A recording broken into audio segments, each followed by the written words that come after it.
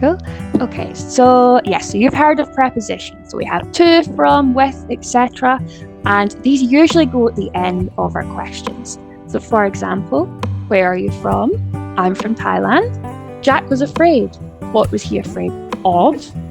Who do these books belong to? They're mine. Tom's father is in the hospital. Which hospital is he in? So as you can see, we have our prepositions at the end. Do you like to read books? Do you like to read? Yes. Ooh, what's your favourite book?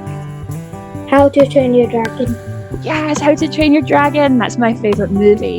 We have the same favourite. And Toothless is the best dragon, isn't he? Yes. Yes, he is the best dragon.